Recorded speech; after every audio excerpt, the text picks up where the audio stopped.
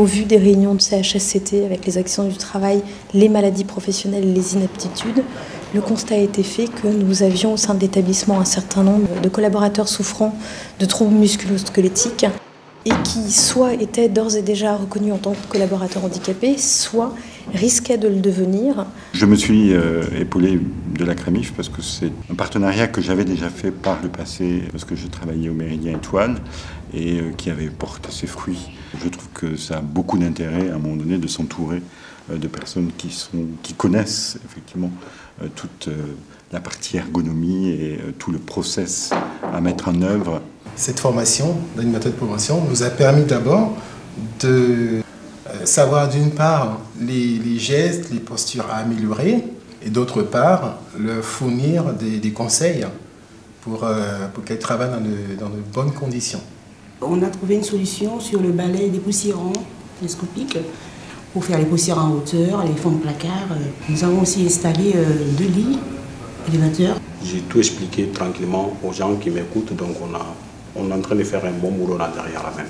Cette formation a vraiment permis de prendre conscience de mauvais gestes, de mauvaises postures, et après du coup les animateurs de prévention relaient ça auprès de leurs équipes, auprès de leurs collègues, donc pour que ça ait un vrai impact, pour que ça s'inscrive dans le temps, et donc c'est vrai que c'est ça qui est intéressant. Après une année effectivement de mise en route de ce travail, la création à la fois des groupes de projets, de l'intervention de la CRAMIF, je dirais qu'il y a déjà des résultats qui se font sentir. Nous avons pu prendre des actions très concrètes, à la fois des équipements, à la lingerie avec un chariot motorisé qui a été acquis et qui est utilisé par le linger. Aujourd'hui, on est dans une vraie relation de travail, de confiance, de donner justement aux employés de trouver des solutions et de penser avec vous.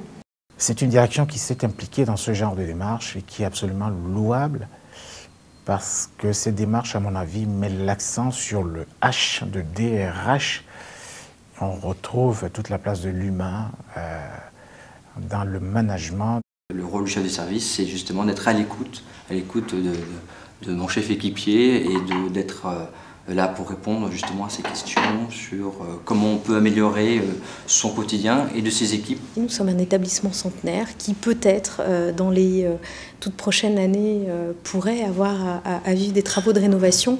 Donc cette démarche aussi nous permettrait d'avoir un regard différent sur la façon dont nous allons amorcer les travaux.